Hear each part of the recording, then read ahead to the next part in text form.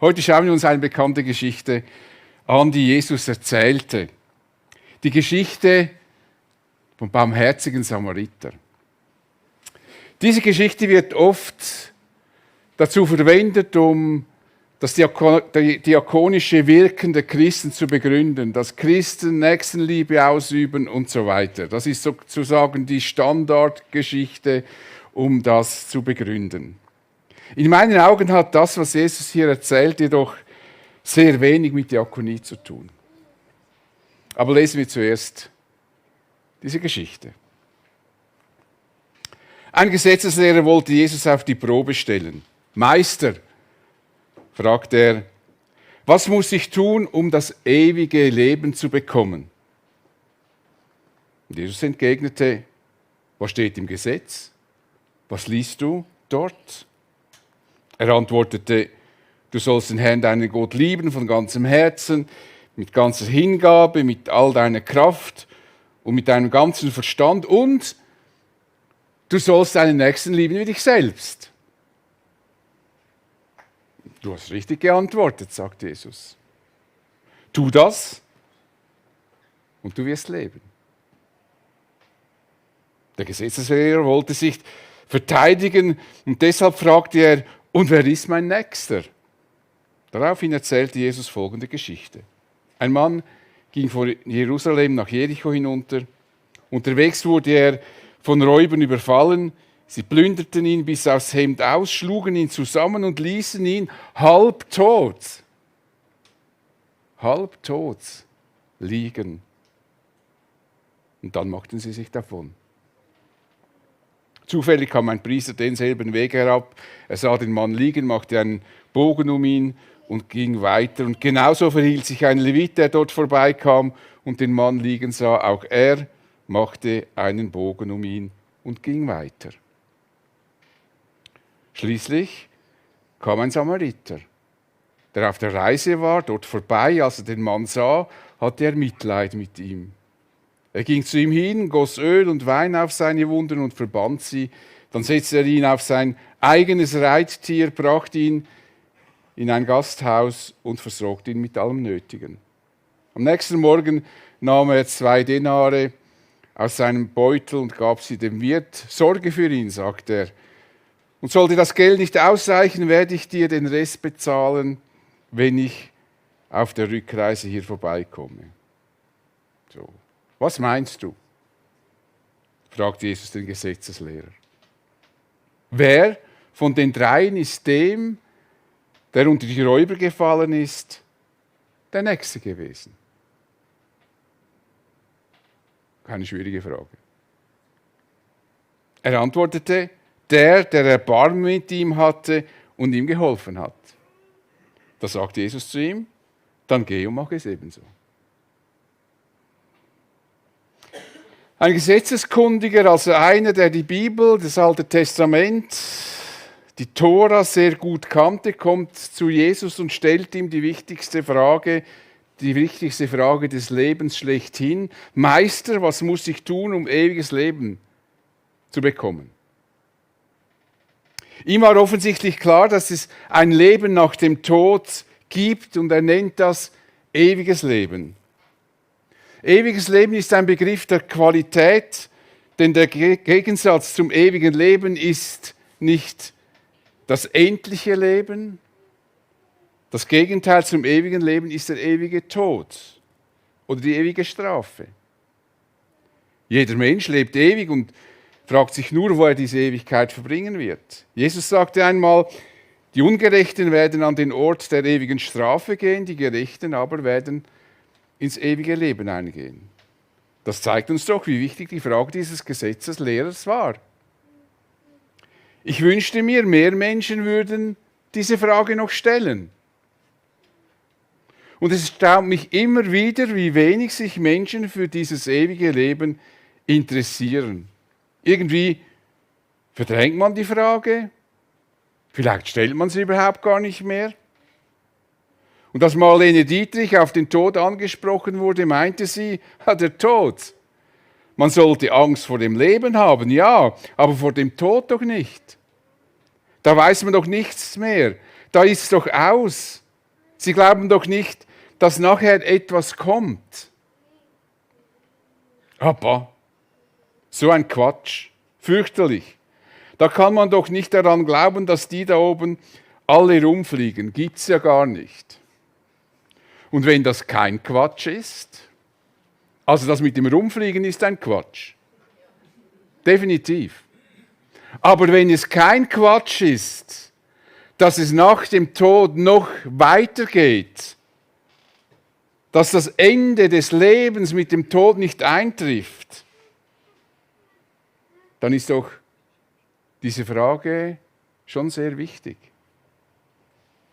Und im Hebräerbrief werden wir darauf hingewiesen, auf diese Tatsache, wo es heißt, sterben müssen alle Menschen, aber sie sterben nur einmal und darauf folgt das Gericht.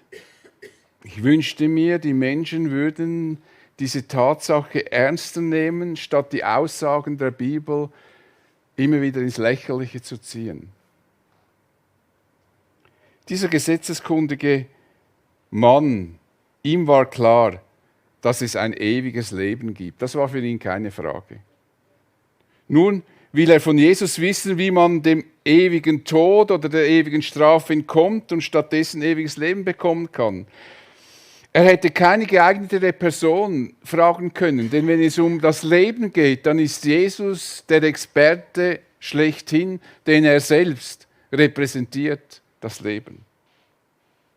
Nur schade, dass dieser Mann von Jesus eigentlich gar keine hilfreiche Antwort erwartete. Der Gesetzeslehrer wollte Jesus auf die Probe stellen. Der wollte gar nicht wissen, wie man ewiges Leben bekommt. Der wusste das ja, er war ja Gesetzeslehrer, meinte er wenigstens. Er wollte Jesus in eine Falle locken. Er hatte nicht eine Frage, oh Herr, ich weiß gar nicht, wie ich ewiges Leben bekomme. Er wollte von Jesus eine Aussage, damit er ihn nachher anklagen kann. Das war die Strategie immer, der Feinde von Jesus. Und Jesus überrascht diesen Mann mit einer Gegenfrage und fragt ihn, was steht im Gesetz, was liest du denn dort? Du bist doch ein Theologe, du bist ein Schriftgelehrter, du weißt doch Bescheid. Sag mir, wie man ewiges Leben bekommt, du wirst die Antwort kennen. Und tatsächlich, der Mann ist ein ganz hervorragender Theologe, denn er antwortete, du sollst den Herrn, deinen Gott, lieben von ganzem Herzen, mit ganzer Hingabe, mit all deiner Kraft, mit deinem ganzen Verstand und du sollst deinen Nächsten lieben wie dich selbst. Damit hat er den Kern der Sache getroffen, sozusagen den Nagel auf den Kopf. Vielleicht hätten wir erwartet, dass dieser Gesetzeslehrer sagen würde, ja, man muss die 10 Gebote halten, man muss die Reinheitsgesetze berücksichtigen und wenn man das alles gemacht hat, dann hat man die Chance, ewiges Leben zu bekommen. Das würden wir doch von so einem Mann so erwarten, so stellen wir uns doch die Schriftgelehrten vor. Aber dieser Mann konnte exakt sagen, auf was es ankommt, welche Grundlage nötig ist, um ewiges Leben zu bekommen. Ganz hervorragend war seine Antwort. Er verband 2 Stellen aus dem Alten Testament miteinander. Der erste Teil kommt aus dem Buch von Deuteronomium, also dem 3. Buch Mose, und der 5. Buch Mose, und der zweite Teil aus dem 3. Buch Mose. Die haben das also zusammengesetzt. Er konnte nicht einfach aus dem Alten Testament etwas das lesen, sondern er musste das zusammensetzen. Das heißt, er musste sein Hirn verwenden. Also, das war ein ausgezeichneter Theologe. Es ist dieselbe Intention, die wir in der Aussage finden, die Gott durch den Propheten Hosea machte. Ich habe Lust an der Liebe und nicht am Opfer, an der Erkenntnis Gottes und nicht am Brandopfer. Gott will von uns Menschen geliebt werden. Die Liebe ist das entscheidende Element, übrigens nicht nur im Neuen Testament, wie das viele meinen, sondern bereits auch im Alten Testament. Dieser Gesetzeslehrer hat nun Jesus gezeigt, dass er ein hervorragender Theologe ist und Jesus bestätigt ihm das vorbehaltlos. Du hast richtig geantwortet. Gut gemacht. Kandidat hat 100 Punkte. Besser geht's nicht. Bestimmt fühlte sich dieser Mann ein wenig geschmeichelt, aber ich denke, er war auch etwas enttäuscht. Denn er wollte Jesus in die Enge treiben Und das ist ihm nun nicht gelungen. Ups. Und Jesus fügt nun einen ganz kleinen Satz hinzu, der diesen Mann in seiner Selbstsicherheit total erschüttert. Tu das und du wirst leben. So einfach. Es ist richtig, was du sagst, sagt Jesus somit diesem Mann. Wenn du das auch tust, dann wirst du ewiges Leben haben. Und der Gesetzeslehrer weiß natürlich auch, dass das in der Tora im Alten Testament steht, wer meine Gebote und Weisungen befolgt, bewahrt sein Leben. Echter Glaube zeichnet sich nicht dadurch aus, dass man viele richtige Dinge weiß, sondern dass man sich im Leben entsprechend verhält. Das macht Glaube aus. Tu das und du wirst leben. Echter Glaube ist keine Wissenschaft, obwohl ich ein vehementer Vertreter von dem Theologiestudium bin.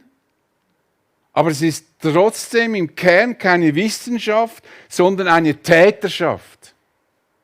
Glaube muss und will gelebt werden. Unsere ganzen Theorien nützen gar nichts, wenn es nur Theorien sind und schöne Floskeln, wenn wir nicht danach leben. Gesunde Lehre ist nur dann gesund, wenn sie gelebt werden kann und gelebt wird.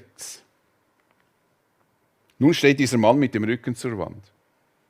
In einem Augenblick wurde er vom Ankläger und Besserwisser zum Angeklagten. Der Gesetzeslehrer wollte sich verteidigen. Warum will er sich verteidigen? Weil er jetzt sich in die Enge getrieben sieht. Er will sich rechtfertigen. Jetzt ist er plötzlich nicht mehr Ankläger, sondern er verteidigt sich selbst. Und stellt Jesus die Frage, die unter den Gelehrten damals auch diskutiert wurde, ja, wer ist dann mein Nächster? Der Nächste war für Schriftgelehrte nur der Jude und im Speziellen der Jude, der die Gebote und Gesetze eingehalten hat. Durch diese Sicht konnten sie es rechtfertigen, auf andere Juden herabzusehen, die nicht so vorbildlich lebten nach ihren Maßstäben. Und um die Heiden mussten sie sich schon gar nicht kümmern, das waren erst recht nicht ihre Nächsten. Jesus antwortet nun nicht mit einem Lehrsatz, sondern erzählt dem Mann eine einfache Geschichte. Ein Mann ging von Jerusalem hinab nach Jericho, das sind 1000 Höhenmeter Unterschied. Jerusalem liegt 754 Meter über Meer und Jericho 250 Meter unter dem Meeresspiegel. Eine gefährliche Strecke, auf der man damit rechnen musste, überfallen und ausgeraubt zu werden. Und genau das geschah diesem Mann. Räuber überfielen ihn, raubten ihn aus und ließen ihn halbtot liegen. Also das ist schon ein ernstes Zustand, halbtot. Das ist kurz vor dem Tod. Also er war nicht nur ein bisschen verletzt, sondern er war halbtot. Ein Priester, der ebenfalls von Jerusalem nach Jericho hinunterreiste, sah diesen übel zugerichteten Mann am Weg liegen. Er machte jedoch einen großen Bogen um ihn herum und genauso tat es ein Levit. Wären die beiden von Jericho nach Jerusalem gereist, hätten sie vielleicht noch halbwegs eine Entschuldigung für ihr Verhalten gehabt. Sie hätten nämlich sagen können, oh, wenn wir so einen halbtoten Mann anlangen, dann verunreinigen wir uns und dann können wir unseren Dienst im Tempel nicht tun. Also machen wir lieber einen Bogen um ihn herum. Aber jetzt sind sie von Jerusalem, vom Tempel her gekommen, nach Jericho und sie hätten ohne weiteres diesem Mann helfen können. Wäre gar kein Problem gewesen. Übrigens ist mir jetzt gerade aufgefallen beim Lesen vom Samariter, wird gar nicht gesagt, woher er kommt, von oben oder von unten. Der Gesetzeslehrer wird über das Verhalten des Priesters und des Leviten nicht sonderlich erstaunt gewesen sein. Einerseits waren Priester und Leviten in den Augen der Schriftgelehrten und Pharisäer nicht besonders angesehen, andererseits wäre es gut möglich, dass er sich gleich verhalten hätte. Nun kommt ein Samariter des Weges als ein Mann, der von den Juden verachtet wurde und als unrein galt. Auch er sah diesen halbtoten Mann am Boden liegen und dieser Anblick beelendete ihn. Er hatte Mitleid mit diesem armen, überfallenen Mann. Er ging zu ihm hin, goss Öl und Wein in seine Wunden und verband sie. Dann setzte er ihn auf sein eigenes Reittier, brachte ihn in das Gasthaus und versorgte ihn mit allem Nötigen. Und am nächsten Morgen gab er dem Wirt das Geld und sagte, wenn das dann noch mehr kostet, ich komme ja wieder zurück auf der Rückreise und dann werde ich dir das alles bezahlen. Das alles tat er nicht, weil er sich an das Gesetz des Mose erinnerte, das übrigens auch die Samaritaner hatten. Es gibt einen samaritanischen Pentateuch, also die 5 Bücher Mose. Er dachte also nicht, ich muss meinen Mitmenschen lieben wie mich selbst, also dann muss ich dieses Gesetz tun und das Opfer auf mich nehmen. Nein, er tat es, weil ihm dieser arme Mensch leid tat, schlicht und ergreifend. Und jetzt fragt Jesus diesen hervorragenden Theologen, was meinst du, wer von den dreien ist dem, der unter die Räuber gefallen ist, der Nächste gewesen? Wer ist dem der Nächste gewesen? Und natürlich ist es nicht anders zu erwarten, dass der Schriftgelehrte die richtige Antwort gibt. Es ist auch keine schwierige Frage, die Jesus hier stellt. Und er sagt, der Erbarmen mit ihm hat und ihm geholfen hat. Er hätte auch einfach sagen können, der Samariter. Das wäre die einfachste Antwort gewesen. Aber er hat es umschrieben. Warum? Weil er das Wort Samariter gar nicht in seinen Mund nimmt. Weil das unreine Leute sind in seinen Augen. Er musste es umschreiben. Es war unter seiner Würde, einen Samariter nur schon bei seinem Namen zu nennen. Und damit entlarvte Jesus die Vorurteile und den Hass seines Herzens gegenüber den Samaritanern. Und er zeigt ihm damit, dass er offensichtlich nicht imstande ist, das Gebot der Nächstenliebe zu befolgen. Und so fordert Jesus ihn erneut auf, geh und mach es ebenso.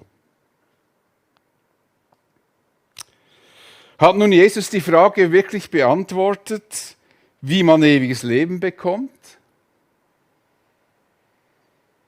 Das war für mich jahrelang eine Frage, die mich beschäftigt hat. Lautet die Antwort etwa, dass wir Gutes tun sollen, wenn wir ewiges Leben bekommen wollen?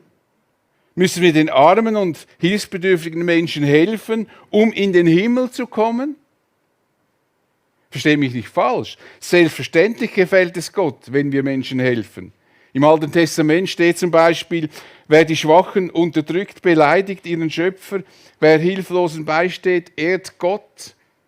Natürlich ist es wichtig, dass Christen benachteiligten Menschen helfen und weltweit ist das sichtbar.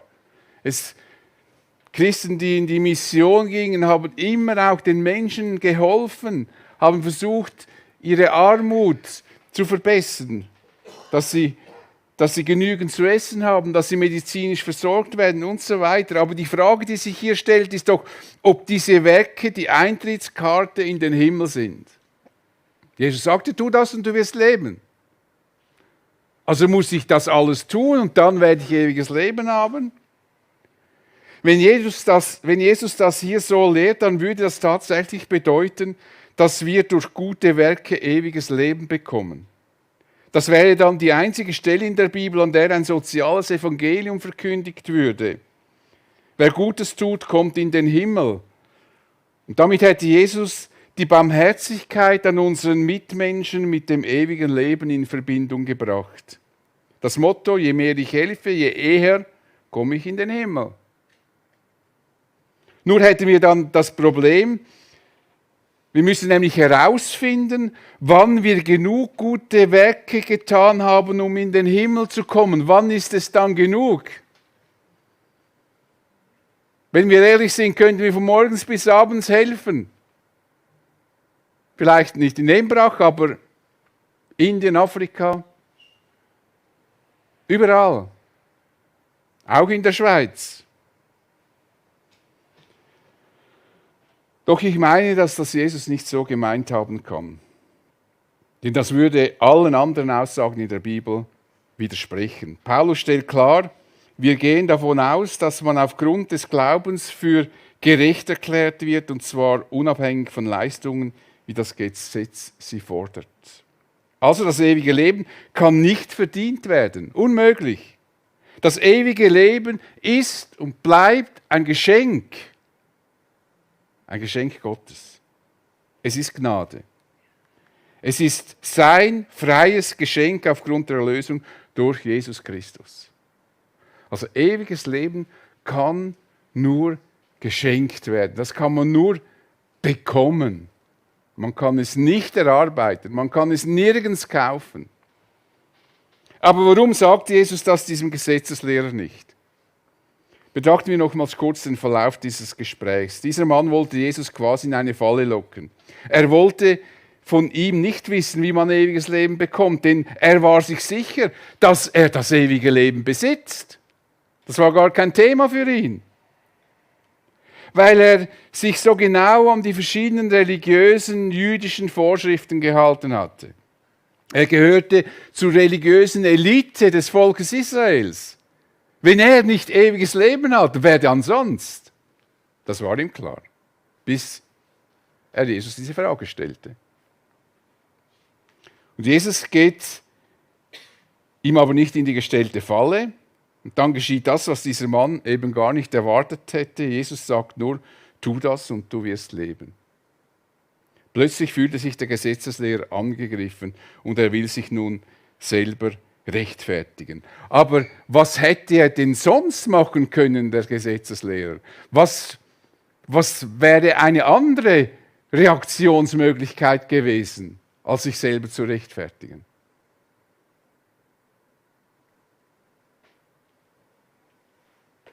Jesus sagt, tu das und du wirst leben. Wie hätte er reagieren können?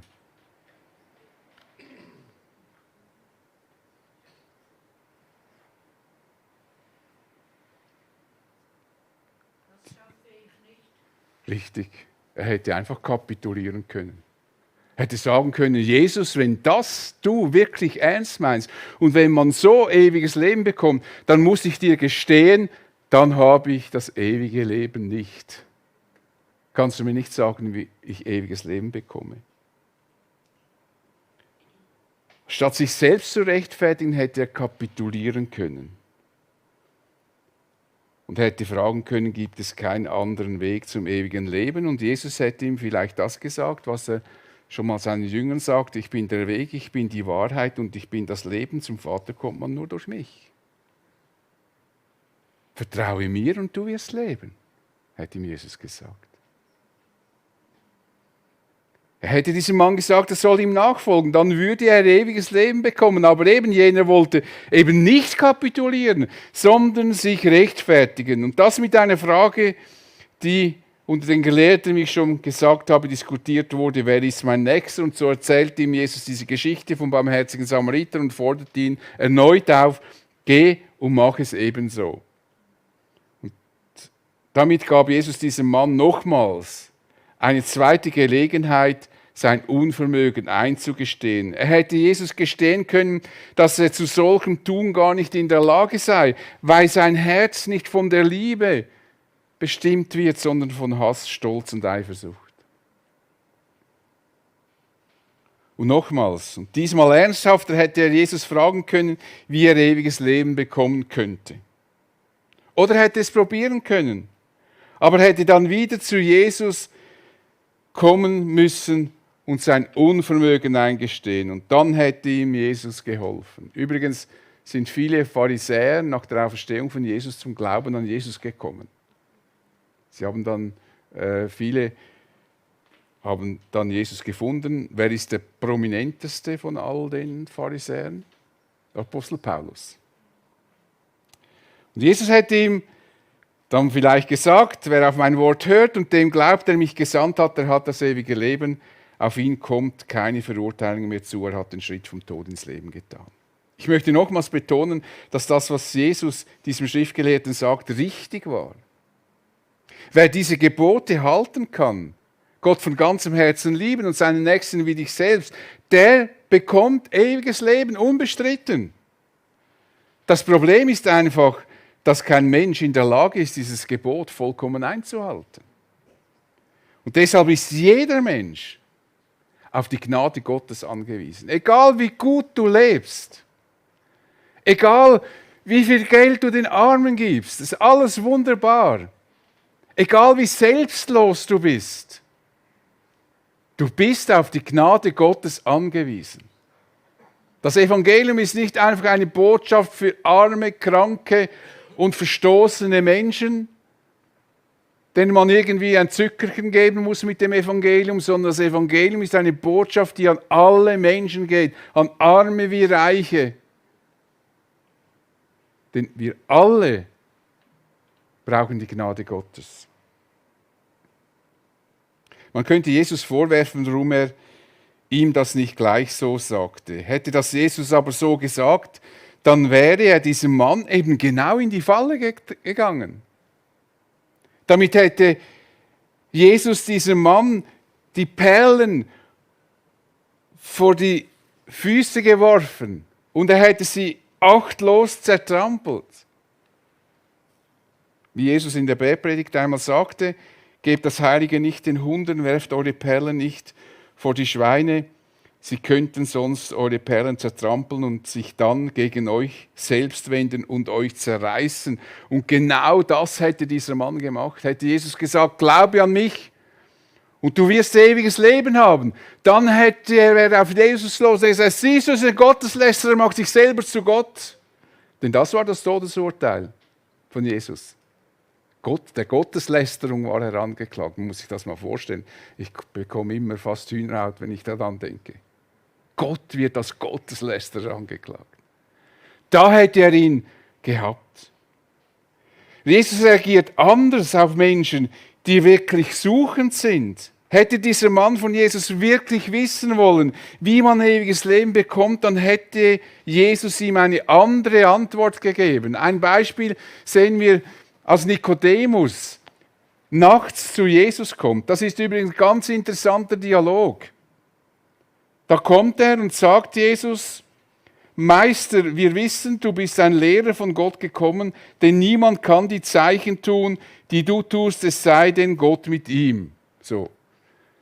Er hat noch keine Frage gestellt, Nikodemus, er hat überhaupt noch nichts wissen wollen. Und wie reagiert Jesus? Er sagt, wahrlich, wahrlich, ich sage dir, es sei denn, dass jemand von neuem geboren werde, so kann er das Reich Gottes nicht sehen. Also frontaler geht fast nicht. Nikodemus begrüßt einfach Jesus, sagt, dass er annimmt, dass er ein Gottesmann ist, ein besonderer Gottesmann, und Jesus kommt gerade frontal und sagt, und wenn du nicht von neuem geboren wirst, wirst du das Reich Gottes nicht sehen. Aber Nikodemus war ein Mann, der nicht Jesus in eine Falle locken wollte, sondern das war ein Mann, der die Wahrheit suchte. Der von Jesus etwas wirklich wissen wollte. Das war ein seelsorgerliches Gespräch, das er suchte. Und wenn ihr in der Bibel lest, werdet ihr viel entdecken in den Evangelien, ist es immer wichtig, darauf zu achten, mit wem spricht denn Jesus da? Spricht er mit jemandem, der ihm feindlich gesinnt ist und ihn in eine Falle locken will? Dann wird Jesus anders antworten, als wenn jemand da ist, der suchend ist, fragend. Dann sagt Jesus direkt, um was es geht.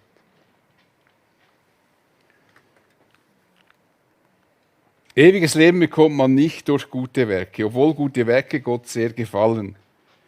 Aber ewiges Leben kann nicht verdient werden. Das ewige Leben ist und bleibt ein Geschenk Gottes.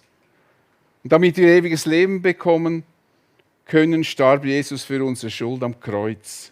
Paulus sagte das einmal folgendermaßen: Gott ist für uns. Wer kann uns da noch etwas anhaben? Er hat ja nicht einmal seinen eigenen Sohn verschont, sondern hat ihn für uns alle hergegeben.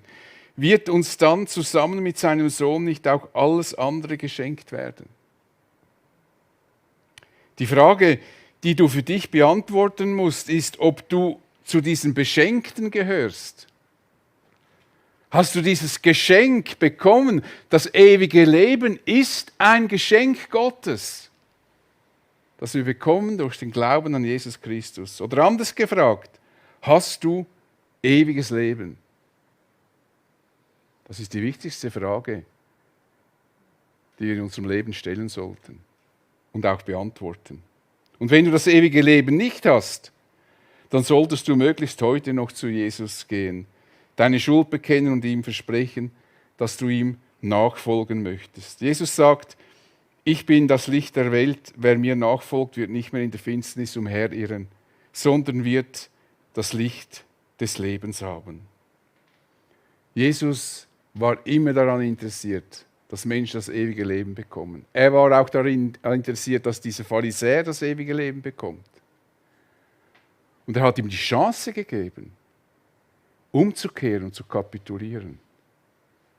Aber ihm war es lieber, dass er sich selbst rechtfertigt, als sich vor Gott demütigt. Wer zu Jesus kommt, der bekommt ewiges Leben. Ich bete mit uns.